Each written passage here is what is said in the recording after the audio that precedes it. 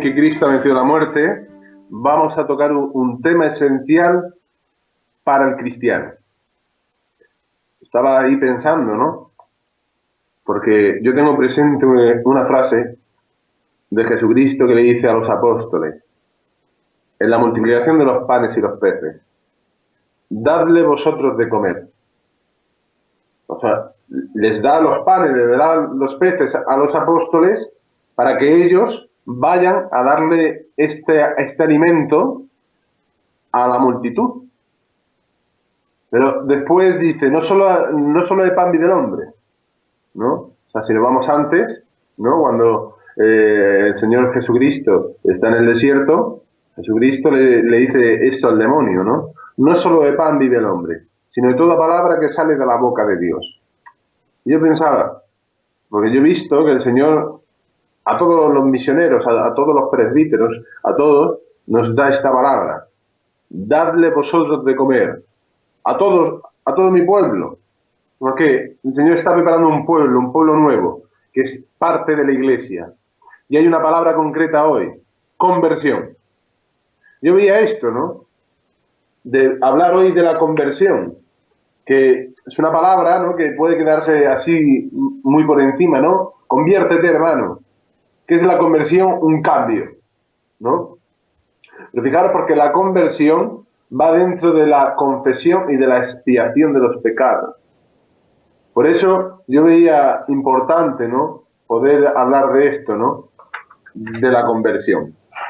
Fijaros, para que se comprenda lo que deseo deciros, tenemos que hablar las cosas claras pero sobre todo hay que tocar el sacramento de la Eucaristía. Pensar que ha habido épocas en que en la Iglesia la Eucaristía fue vista casi exclusivamente desde el punto de vista del sacrificio. Tanto es así que uno de los nombres que se da a la Eucaristía, sabéis cómo es, ¿no? Es sacrificio de la misa. Fijaros, porque los protestantes hicieron énfasis en otro aspecto, ¿no? Hoy toda la investigación renovadora está descubriendo el centro del sacramento. Y ahora se ve que la Eucaristía fundamentalmente es como memorial de la pasión, muerte y resurrección de Jesucristo, como la celebración del misterio pascual de Jesucristo. El haber descubierto el centro, el núcleo del sacramento de la Eucaristía, hace que se iluminen los otros aspectos y que empiece también a aclararse algunas divergencias con los protestantes. Bien, pues esta mañana vamos a intentar ir al centro de lo que es el sacramento de la penitencia, ¿no? Es el centro es la conversión. Fijaros, porque es esencial, ¿no? La conversión. La palabra conversión siempre nos hace alusión directa y exclusiva al pecado. La práctica de la confesión atraviesa, en este tiempo que estamos viviendo, por una gravísima crisis. Sí, fijaros, porque a lo mejor ahí en Ecuador, ¿no?, pues la gente se confiesa, sí, pero muchas veces podemos usar la confesión como algo mágico, ¿no? Y no es mágico, todo lo contrario, es un don gratuito del Señor, que viene a tocarnos, que viene a darnos vida, ¿no? Y podemos utilizarlo como ir al mago, al brujo, al chamán o lo que sea, ¿no? Y es algo mucho más profundo, ¿no? Porque la práctica de la confesión, fijaros, atraviesa esta gravísima crisis, ¿no? En Europa nadie se confiesa apenas, o sea, es algo impresionante, ¿no? Por eso hay que hablar, ¿no?, sobre este tema, porque el sentido de pecado que tiene la sociedad hoy, el sentido de pecado es algo nulo, ¿no? De verdad, si no, fijaros cómo está la sociedad en Ecuador, totalmente destrozada, porque ha pasado de ser una sociedad individualista a una sociedad más atenta al sentido comunitario, ¿no? Hace que las formas y maneras con que se explicaba este sacramento de la confesión no responda a las necesidades actuales. Y como no responde a estas necesidades, fijaros, porque los jóvenes no encuentran en la confesión un sentido, ¿cómo decirte, no? Encuentran la confesión sin sentido respecto a su situación de pecado. Porque la confesión, tal como es vivida hoy, por muchos, responde a una idea legalista de pecado, no una idea existencialista que hoy la psicología está redescubriendo. O sea, que responde a una idea muy individual de pecado. Cuando hoy se están redescubriendo los valores comunitarios. Hoy está muy en boga el sentido del pecado en la sociedad, en la honestidad profesional, en las relaciones con los demás, etcétera, ya que el aspecto sexual, por ejemplo, ha pasado a un segundo plano. Este cambio hace que la explicitación que hacemos hoy del sacramento de la penitencia, que es la confesión, no responde suficientemente al sentido que la humanidad tiene hoy del pecado y de la conversión. También por eso está en crisis la práctica de la confesión. Además, enseguida veremos que la confesión se ha convertido en una práctica de devoción, ¿no? Como estaba diciendo. Pues bien, hermanos, pues la verdad que yo espero que llamaros hoy a la conversión no sea una exigencia para vosotros, sino dar la posibilidad, la oportunidad de convertirse. Os llamamos a la conversión presentándonos la realidad de oscuridad en que estáis metidos, porque vosotros que habéis matado a Jesucristo, o sea, todos nosotros, ¿no? Por el pecado hemos matado a Jesucristo, que es Dios entre los hombres. Si hoy acogemos esta verdad, ¿no?, a Jesucristo, que es el culmen de la manifestación de Dios, nos vemos llamados a la conversión. Todo el pueblo de Israel no es nada más que una manera con que Dios llama a conversión a los hombres, que están sumergidos en las aguas del diluvio universal. Pues fijaros, porque Dios ha mandado un diluvio en la Escritura, el diluvio de Noé, y toda la humanidad que ha quedado sepultada en las aguas del diluvio. Esto es signo del pecado, es signo realmente de la situación del hombre, que está sumergido en las aguas, está muerto, está en tinieblas, está sufriendo. Pues en mitad de toda la historia de la humanidad, Dios ha visto a bien enviar a su Hijo Jesucristo. Y en su Hijo Jesucristo, el hombre ha salido de las aguas de esta muerte, porque ha sido Jesucristo el que ha entrado en las aguas del bautismo. Y con él ha venido el Espíritu Santo. Y ha sido Jesucristo entrando en las aguas y saliendo de ellas, quien nos ha abierto estas aguas para que tú y yo podamos salir de esta esclavitud, de estar metido en el pecado. Y o sea, que salir de las aguas parte del bautismo, sí. Y vivir el bautismo, sí. ¿Y cómo vivir el bautismo? Convirtiéndose. ¿Qué quiere decir convertirse? Cambiar de dirección. Que la vida no está en la muerte, que la vida no está en el pecado, todo lo contrario, ¿no? La vida está en Jesucristo. Fijaros, porque si hoy vemos la conversión como un don enorme de Dios, nos viene un fruto, que es la resurrección de Jesucristo, y nos da la posibilidad a toda la humanidad de la conversión. Por eso la conversión es una obra de Dios, no es ningún esfuerzo voluntario del hombre. Esto para empezar, claro. Por eso los anuncios que hoy estáis recibiendo es siempre una llamada a conversión. Es un anuncio querigmático, porque pregona y proclama la conversión, que es la esencia del querigma. También, o sea, si vamos a San Juan, el Bautista aparece como precursor del Mesías, llamando a la conversión a través de la penitencia. Antes que la Iglesia, Israel y todas las religiones han tenido ritos de perdón de los pecados. Y cuando se dice que la Iglesia primitiva no tuvo la confesión, lo que decimos es que no tuvo la confesión como hoy la conocemos, ¿no? Pero que sí tuvo la esencia del sacramento de la penitencia, que es la conversión, el perdón de los pecados. Para esto, precisamente ha venido Jesucristo, para perdonar nuestros pecados. Fijaros, porque si hoy yo digo esto, todos los pecados están perdonados en Jesucristo. Es lo que hoy estoy diciendo. Pero hay que tener presente que para poder recibir este perdón se necesita antes estar en espíritu de conversión, tener esta iluminación de que tú estás en pecado. Esto es lo más difícil del mundo, aceptar ser pecador. Por eso la conversión parte de la iniciativa de Dios, que te hace ver que estás en pecado. Y esto lo hace te hace levantarte a Jesucristo. Porque fijaros, ¿cómo se levanta Jesucristo en la cruz frente al mundo? ¿Para qué? Para convencer al mundo de pecado, como dicen los evangelios, ¿no? Esto hay que tenerlo en cuenta, porque si no, nos surge confusión en las comunidades. Porque yo he oído a algunos decir esto, ¿no? Hacer énfasis en todo referido a los pecados, ¿no? Pero que Dios perdona todos los pecados, ¿no? Diciendo esto, y así, ancha Castilla, ¿no? Podemos decir, ¿no? Es cierto que todos los pecados están perdonados en Jesucristo, pero ¿quién aceptará este perdón? Es como decir, pues la tuberculosis, ¿no? Ha sido vencida. Pero si uno está tuberculoso, tiene que hacer una serie de tratamientos y aplicarse lo que ha sido inventado. O sea, que hay que aplicar a los hombres el perdón de los pecados. O también cuando se dice, la luna ha sido alcanzada. Muy bien, estupendo, fantástico.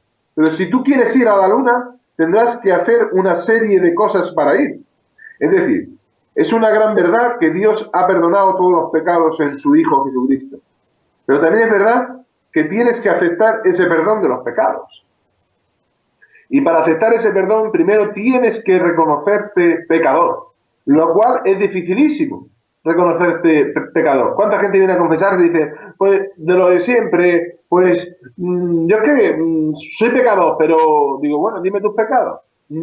Todos, digo, pero dímelos. Yo es que soy muy mala, pero dímelos. Pero no saben, no tienen conciencia de pecado. Pero lo importante es tener la conciencia de pecado. Porque si tú y yo tenemos la conciencia de pecado y queremos cambiar, viene realmente el deseo, viene la conversión, ¿no? Pero es difícil cuando uno está encerrado en sí mismo. Por eso viene Dios en una llamada, ¿no? Viene a llamarnos a la conversión. La conversión nunca tiene un sentido moralista o voluntarista, sino que es esencialmente un cambio de mentalidad, un cambio de dirección. Fijaros, porque la traducción de los 70 dice en griego, metanoia, que significa que íbamos erradísimos por otro camino y entonces apareció Dios. Y al aparecer, marca un camino. Y este camino lo ha abierto Jesucristo. Entonces el hombre lo que tiene que hacer es entrar en este camino, buscar el rostro de Yahvé, cambiar de mentalidad. Iba por una dirección y la cambia, mirando el rostro de Dios, que le llama a su camino. O sea, Jesucristo tiene interés, te llama a un camino, y un camino de conversión. Pasa por la iglesia, a través de los sacramentos. Y además, esto nunca es en sentido individualista. En Israel el pecado es siempre romper la alianza que ha hecho Dios con todo el pueblo. Por eso veréis casos de pecado individuales, como la conquista de Ai, ¿no? Que repercuten completamente sobre toda la comunidad, sobre todo el pueblo de Israel. Tanto es así que por el pecado oculto de uno solo son derrotados por sus enemigos en Ai. Y tienen que descubrir quién ha roto la alianza para poder vencer a sus enemigos. Porque si uno solo rompe la alianza, es como si la rompiese todo el pueblo. En toda la escritura hay siempre un sentido comunitario del pecado. Por eso la conversión, por tanto, será siempre ponerse de cara a Dios. Fijaros, porque otra cosa que quiero decir hoy, antes de hablar de Jesucristo, no sé si conocéis un libro titulado Finitud y culpabilidad. El escritor se llama Paul Ricoeur. Es un libro difícil, pero muy importante, porque se ve como la mayor parte de la humanidad está realmente alienada y habla de la profundidad que tiene el pecado y del sentido de culpabilidad, de mancha del hombre. Hace todo un estudio sobre ese sentimiento, según los descubrimientos de hoy de la ciencia. Dice que el hombre es un ser que se siente angustiado por su limitación y por su incapacidad de expresarse. Fíjate, incapacidad de expresarse. Fíjate, porque la ley no viene a salvar, sino a condenar, dice, ¿no? Es decir, a hacer presente el pecado. No es a través de la ley que nos salvamos, porque la ley no tiene poder de salvarnos, ni el cumplimiento de la ley. La ley viene solo a convencernos de pecado, lo cual ya es una gran ventaja. Todo nos llevará a la salvación, el perdón de los pecados, que está en Jesucristo. Fijaros que el fariseísmo es todo lo contrario, porque hace consistir la salvación en el cumplimiento de estos preceptos, por medio de la voluntad. O sea que la salvación se la ganan ellos, en vez de ayudarse de la ley para reconocerse pecadores. Eso es lo que Jesucristo les denuncia. Por eso hoy nos quiere denunciar a todos nosotros, que si vivimos en la ley, ¿no? Que no tengo que hacer esto, no tengo que hacer lo otro, que esto, lo otro, pero no amas, no puedes, vives roto por dentro. Porque el Señor quiere entrar, mas no puede, ¿no? Porque fijaros, es lo que... O sea que la salvación se la ganan ellos, como he dicho, ¿no? En vez de ayudarse de la ley para reconocerse pecadores. Eso es lo que Jesucristo les denuncia a los fariseos en la palabra del ciego, ¿no? O sea que los valores esenciales del sacramento de la penitencia serán la situación existencial de pecado y Dios que no se ha quedado indiferente, sino que ha intervenido, tomando la iniciativa e incoando un camino de salvación y de conversión para el pueblo. En la Iglesia primitiva, como pecados de muerte especialmente graves, como para comportar la exclusión de la comunidad, se considera la apostasía, el homicidio y el adulterio, al que a veces se equiparará la fornicación. O sea, el renegar del camino, el salirse del camino. Otros pecados, en cambio, la Iglesia primitiva los consideraba caídas, debilidades más bien a la flaqueza del hombre, que es débil y cae, pero sin salirse del camino. Esas caídas dan pie a la conversión, porque la Iglesia primitiva consideraba el bautismo como el comienzo de la metanoia, y el cristianismo nunca es para ella un hombre llegado, sino un hombre siempre en camino de conversión, en el sentido de que está siempre mirando a Dios. Porque la conversión no es solo arrepentirse del pasado, sino sobre todo encaminarse hacia adelante, hacia el futuro. Por eso la Iglesia primitiva, lo que hoy llamamos examen de conciencia, no la ponía al final del día, sino por la mañana, al levantarse. Porque convertirse es ponerse de cara a Dios cuando empieza a caminar, dice el Salmo 92. La Iglesia primitiva, vamos a hablar de todo esto, ¿no? Consideraba los pecados que no significaban un salirse del camino como fruto también de la debilidad del hombre, como propio de un hombre que está en camino hacia la plenitud, que no tiene todavía, pero por la cual ya es atraído, porque tiene seguridad de ella, porque es testigo de la santidad de Dios que es absoluta, ¿no? Claro, porque en el Nuevo Testamento y en la Iglesia primitiva, la primera explicación de lo que podemos llamar sacramento de la penitencia para bautizados es esto, ¿no? Es la excomunión. Porque la Iglesia no es una realidad solamente jurídica, sino fundamentalmente sacramental. No se puede entender la penitencia sin una visión sacramental de la Iglesia. Si entramos en una visión jurídica y tal, ¿no? Pues vemos que la penitencia adquiere también una dimensión, sobre todo, de amor, ¿no? Fijaros, porque esto viene a llamarnos a la conversión, a poder vivir en el amor, ¿no? Pues yo hoy quiero haceros unas preguntas. Son esenciales estas preguntas para todos nosotros, ¿no? Porque si no nos hacemos estas preguntas, andamos algo perdidos, ¿no? Fijaros, porque para ver todo esto, ¿no? ¿Se puede ofender a Dios sin ofender al mismo tiempo al prójimo y a lo mismo? Te lo repito. Porque tenemos que tener conciencia del sentido del pecado, ¿no? Si tiene consecuencia social o no. ¿Qué es el presbítero? ¿Qué es la iglesia? ¿Para qué todo esto, no? O sea, ¿mi pecado afecta a los demás o no?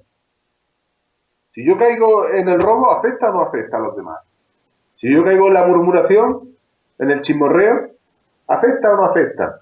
En el juicio, ¿afecta o no afecta? Por eso te hago esta pregunta. ¿Se puede ofender a Dios sin ofender al mismo tiempo al prójimo y a uno mismo? Pregúntatelo. Claro que algunos dirán que no se puede ofender solo a Dios, porque somos el cuerpo místico y entonces el pecado de uno repercute en los demás. La pregunta está puesta con un poco de truco. Se pregunta, escucha, porque esta pregunta, lo que pregunta es esto: si se puede ofender únicamente a Dios. La pregunta está hecha así para hacernos entender que tenemos un concepto solo individualista y vertical del pecado. Como si el pecado tuviera que ver solo con la relación yo-Dios y consistiera en ofender a Dios en sí mismo, en quitar algo a lo que Dios es. En el fondo creemos que se puede hacer daño a Dios en sí mismo. Lo primero que tenemos que aclarar es que no se puede hacer daño a Dios en sí mismo.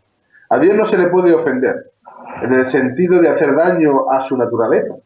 Porque entonces Dios sería vulnerable y no sería Dios.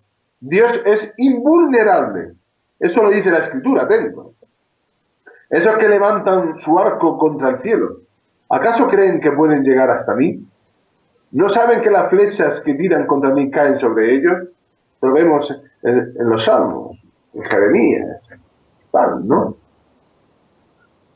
Esto a la gente, claro, porque les sorprende mucho, ¿no? Porque de pequeño nos han dicho que cuando somos malos y traviesos le hacemos sufrir al niño Jesús.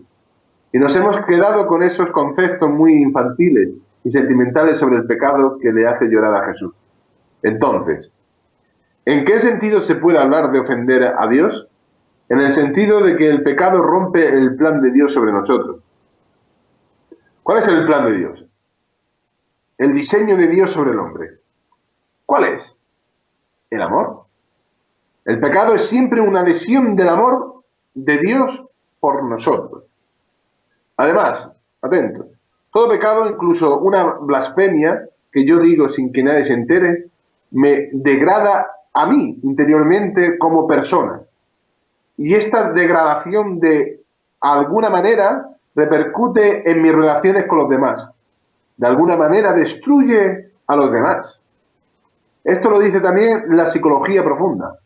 Cuando uno, por ejemplo, está amargado porque ha tenido una discusión con un señor en el autobús porque le ha pisado, luego lo paga con la mujer en su casa. Te pongo el ejemplo del autobús por ponerte uno, ¿no? Si tienes un problema que te tiene amargado, todas tus relaciones son distintas que si estuvieras alegre. ¿O no? ¿O no es así? Hasta un mal pensamiento condiciona tu actitud frente a los demás. Y si hay una morbosidad, una degradación profunda, incluso oculta, está rompiendo el plan de Dios sobre ti. En este sentido podemos hablar de ofender a Dios, en el sentido de que rompemos el plan de Dios sobre el hombre. Cuando pecamos, ofendemos a Dios en el sentido de que rompemos el plan de Dios sobre nosotros. Y entonces, ¿qué es lo que sucede? Que nos hacemos daño a nosotros y a los demás. Por tanto, es imposible ofender a Dios sin ofender al mismo tiempo al prójimo. La gente piensa que el pecado es algo bueno, que está prohibido. Fijaros, si está prohibido es que es bueno, ¿no? Cuando la realidad es que el pecado nos hace daño, nos mata, nos degrada, nos quita la dignidad, ¿no? Nos mata. No es que, fijaros, porque entras en la muerte. Dios ha dicho a Adán que no peque, no porque le fastidie a él, sino porque si Adán peca, se muere. ¿Y Dios quiere que Adán se muera? Pues yo creo que no.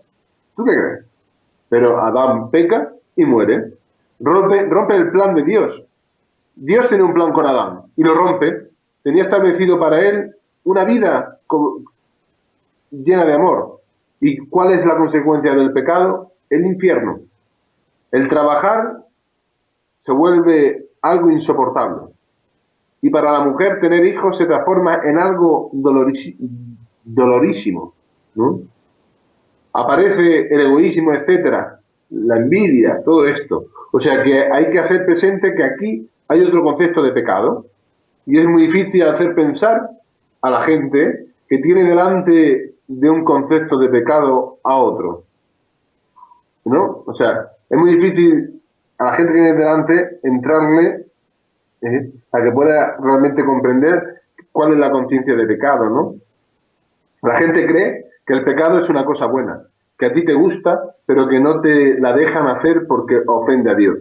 Y claro, con esta idea, la gente piensa que el que peca mucho se lo pasa aquí genial, no con los panas y todo lo que quiera, pero que luego le van a dar un castigo.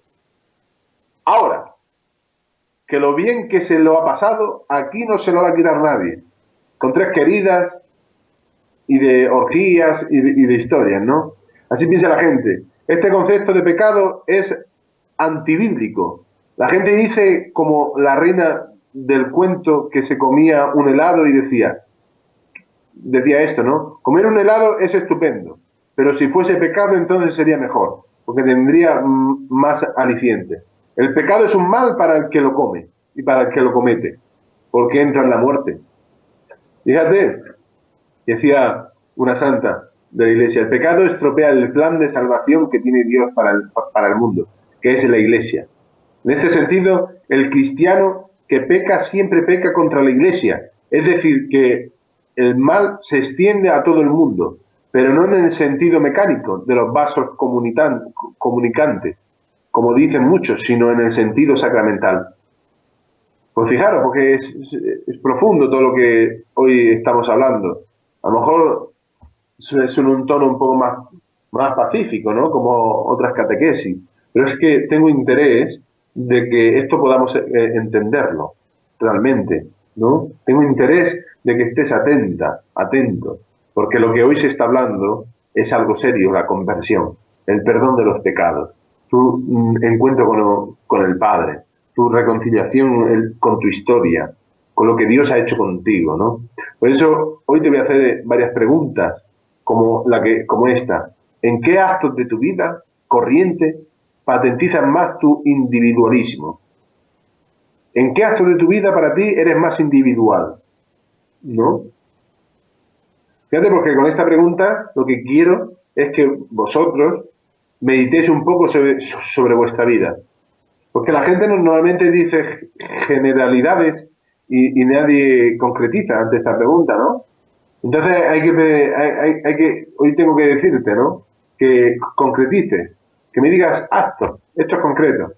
Y así reconocerte pecador, de alguna manera, ¿no?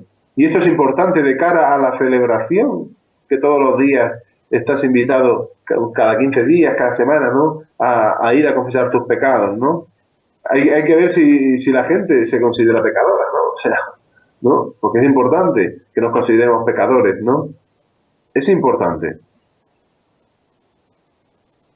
Pues fijaros, porque si preguntásemos qué pecados gordos hacéis, nadie diría nada, ¿no?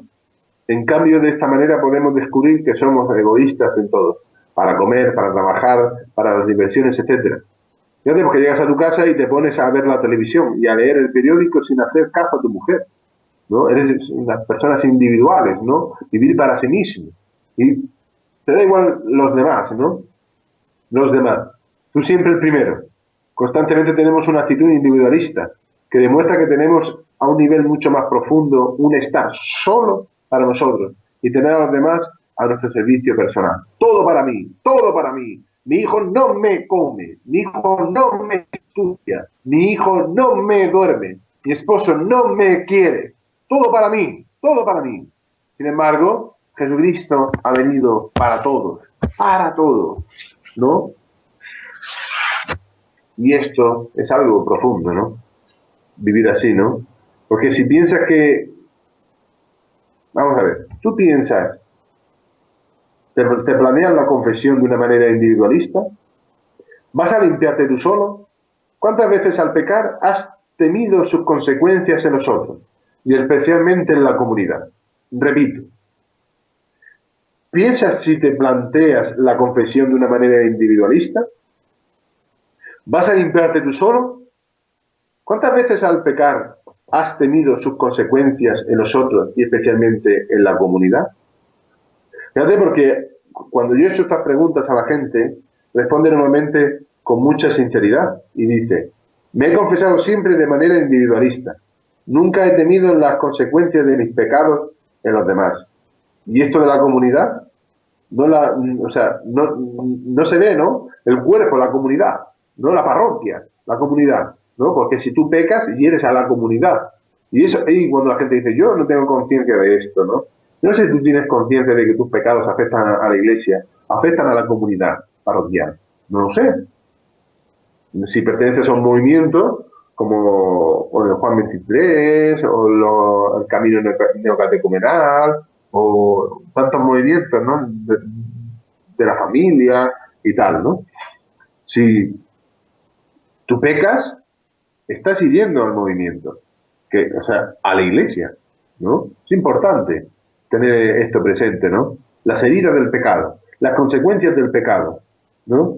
Porque fijaros, lo que yo quiero hoy es que os preguntéis todo esto, ¿no? Realmente, para poder ver tu vida, tu historia. El Señor viene a perdonarla, ¿no? Viene a darnos una palabra de vida eterna, ¿no? Es algo impresionante.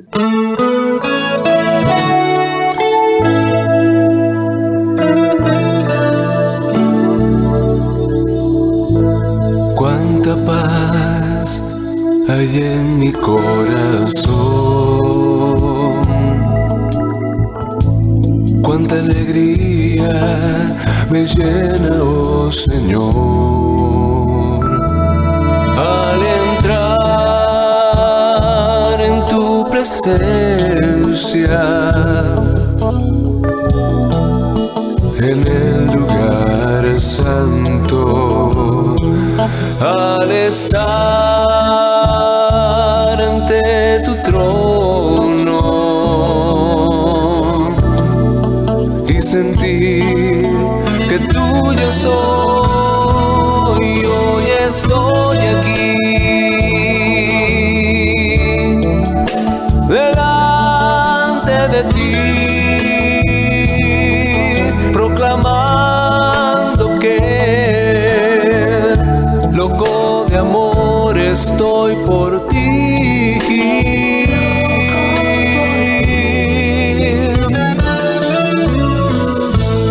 Cuánta paz hay en mi corazón,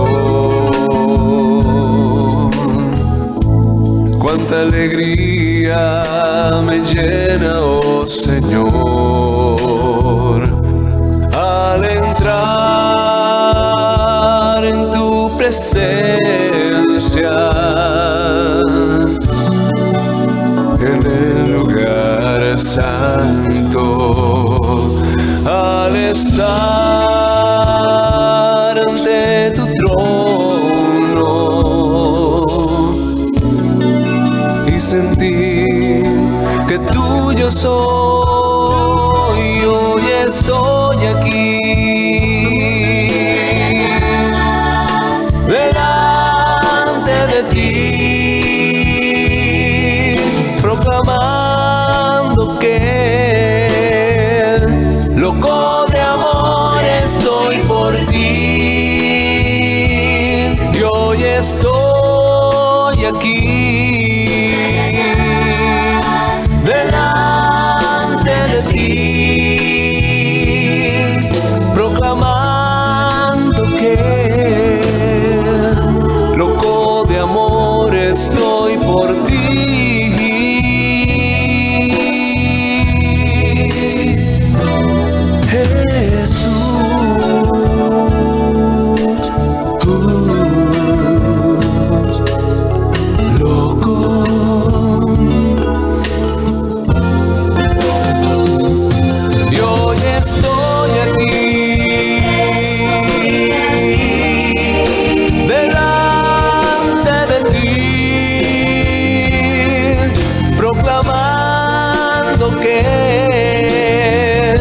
Loco de amor estoy por ti, y hoy estoy aquí delante de ti, proclamando que loco de amor estoy por ti, loco de amor estoy por ti, loco de amor estoy por ti.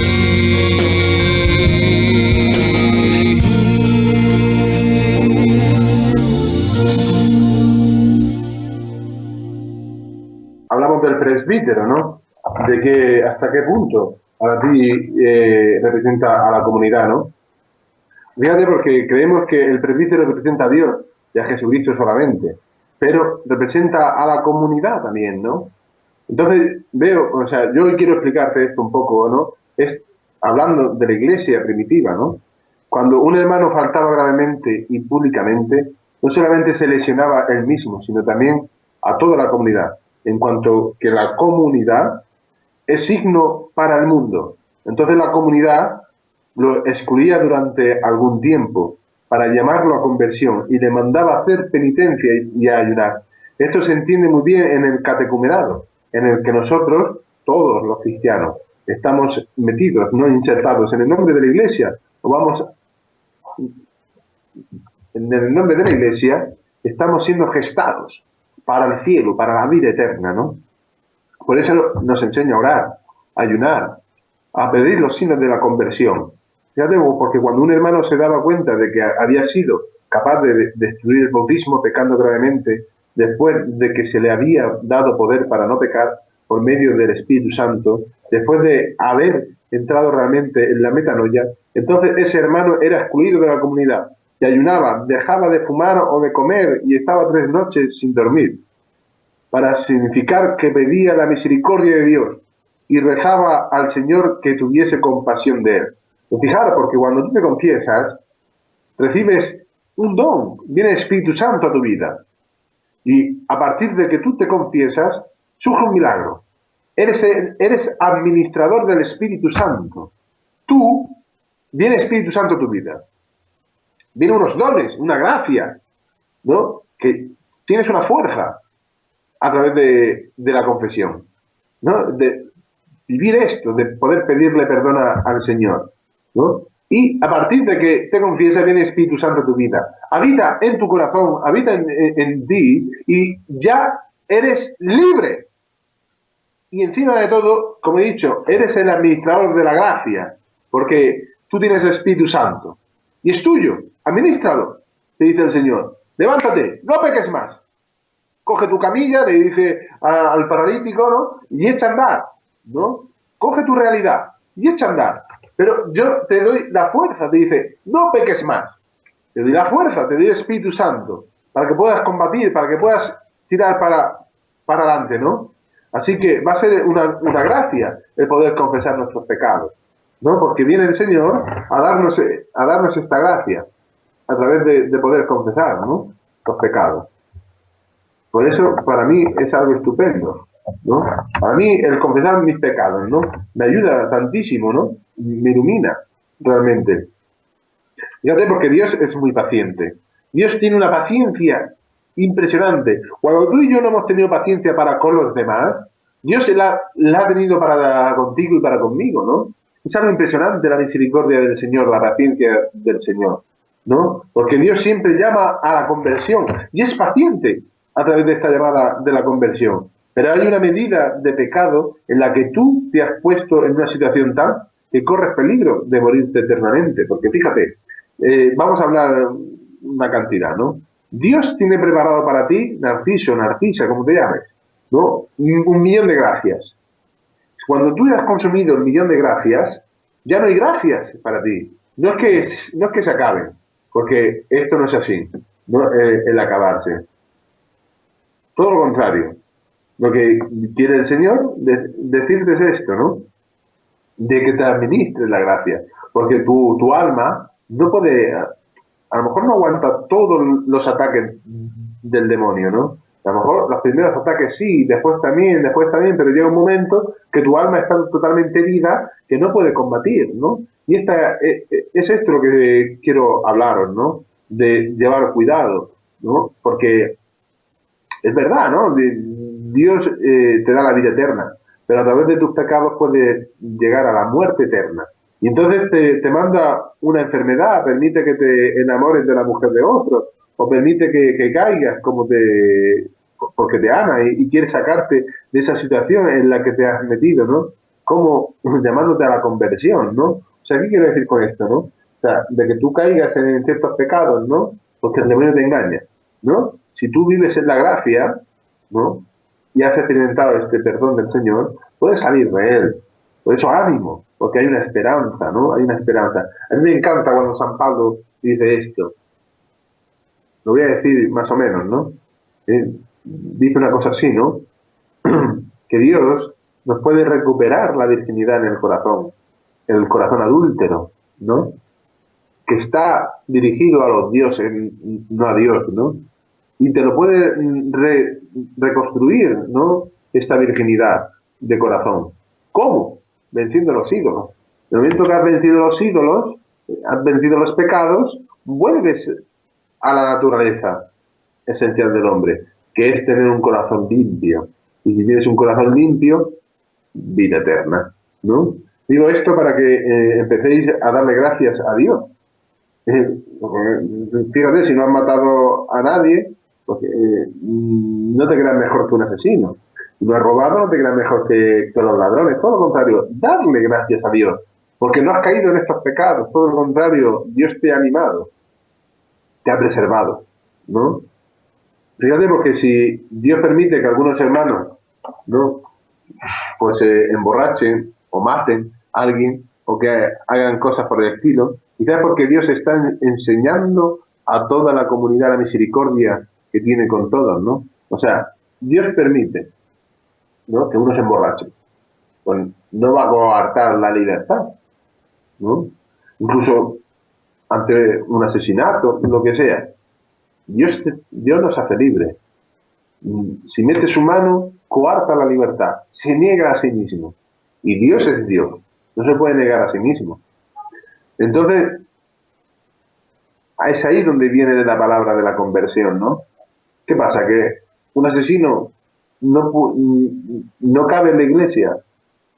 Claro que cabe en la iglesia. Conviértete, vuelve a la casa del Padre, pídele perdón al Señor. Un adúltero, un borracho, pues claro, y esto es un signo de misericordia de Dios para toda la comunidad. Fijaros, porque yo aquí en mi parroquia tengo tantísimos alcohólicos, tantos hermanos que han sido esclavos del alcohol, y hoy no. ¿Y por qué he dicho tantísimos alcohólicos tengo? Porque el que fue alcohólico sigue siéndolo, pero vive en la gracia del Señor, que ya no prueba el alcohol, pero experimenta lo del inválido, que dice, coge tu camilla y echa a andar, coge tu borrachera y echa a andar, para que tengas siempre presente de dónde el Señor te ha sacado, ¿no? Pues hoy San Pablo dice esto, dice que podemos vivir en el amor para volvernos a Dios, ¿no? Para que podamos vivir plenamente este amor, ¿no? Fíjate, porque en el principio de la sabiduría es el temor de Dios. Y bendito sea el temor si lo tenéis. Temor de Dios. Tener miedo de perder la amistad con Dios. Os lo digo por mi propia experiencia, ¿no? Porque yo he tenido esta experiencia, ¿no? Fíjate, porque en cuanto veo las orejas al lobo en mi vida, en cuanto me veo en una situación de tentación, me echo a temblar y pido al Señor que tenga piedad de mí. Porque ya no doy ni un céntimo de mi vida, ¿no? O sea, porque el Señor, para llamarme a conversión, puede levantar su mano de mi cabeza. Porque lo mismo que hace la comunidad con ese hermano, es lo que Dios hace con todos los hombres para llamarlos a la conversión, ¿no? Dios permite que uno descienda y caiga y vea su vida arruinada, que se drogue o algo por el estilo. Dios permite que caiga, que nadie piense que la vida de pecador es una maravilla. Por eso Jesús tiene tanta misericordia de los pecadores y por eso hay que pedir tanto por ellos, ¿no? Por los pecadores. Fíjate, porque hay un hombre, ¿no?, que es llamado a conversión mediante la expulsión de la comunidad, esto que decía que lo echaban fuera, ¿no? De ahí viene el miércoles de ceniza, que era el día en que se imponía la ceniza a los penitentes que no se podían lavar ni bañar en señal de penitencia, que eran los que habían sido excluidos de la comunidad porque tenían un pecado público, ¿no? Y se excluían de la comunidad, iban vestidos de saco, ¿no? Y para que todo el mundo viera a un penitente por la calle. Y al año siguiente, en el miércoles de ceniza, se le volvía, ¿no? Dice que el miércoles de ceniza era el día en que se imponía la ceniza a los penitentes, ¿no? Y fijaros, pero todo esto, ¿por qué lo digo?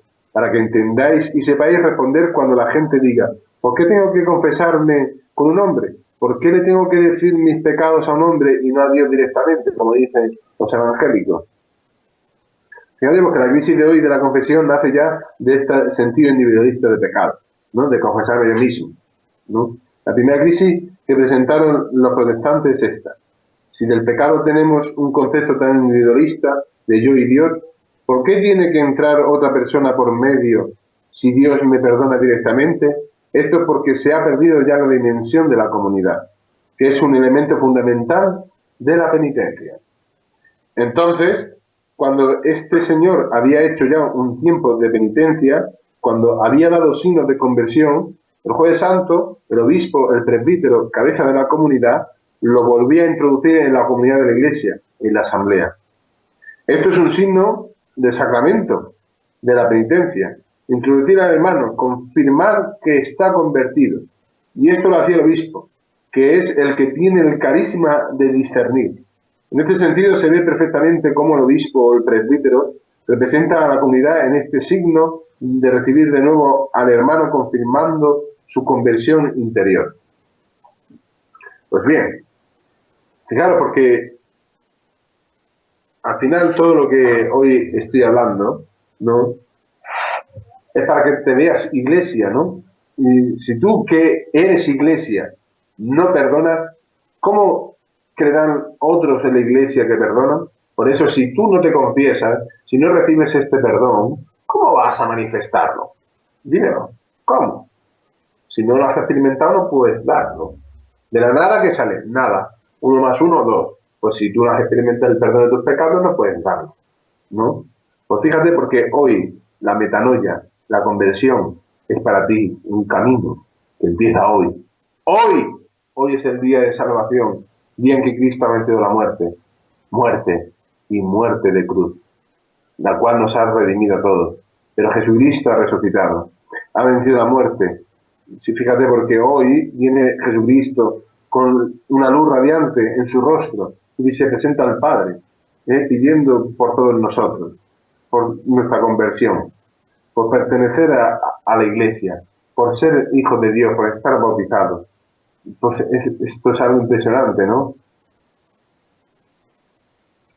Porque fijaros, si tú hoy entras en este misterio, si tú hoy confiesas tus pecados, va a ser un día de fiesta, una Pascua, el paso de la muerte a la vida, la cual hoy, domingo, estamos celebrando, que Jesucristo ha vencido la muerte. Y si tú hoy te ves alejado de Dios y necesitas la conversión, bienvenido a la fiesta del cristiano, porque Dios cuenta contigo. Dios te ha llamado a la iglesia. Buen domingo. Celébralo en familia. Vive la liturgia, vive la Eucaristía. Cristo ha vencido la muerte. Y viene hoy a salvarte. Hoy viene a salvarte. A darte una esperanza de que a través de confesar tus pecados viene a liberarte, a darte libertad interior. Libre. Libre. Y eso es una experiencia estupenda. Llorar tus pecados, llorarlos y sentirte libre de que Dios no se escandaliza de tus pecados. Dios no tiene asco de ti. Dios lo único que quiere es tu salvación, darte vida y vida eterna. Por eso no tengas miedo de confesar tus pecados. Ten temor de Dios, que es el miedo de perder la amistad de Dios. Por eso viene hoy esta palabra, conversión. Conviértete, Guayaquil, conviértete. Porque si Guayaquil se convierte, hay una palabra para todo Ecuador. Y esta palabra es para la humanidad entera. De conversión, de ser luz, sal y fermento. Por eso es estupendo poder celebrar este sacramento. De todos los sacramentos está la Eucaristía y el sacramento del perdón, los más bellos, donde se derrama la gracia, donde viene el Señor con fuerza a darnos una palabra de fuerza, de salvación, de resurrección.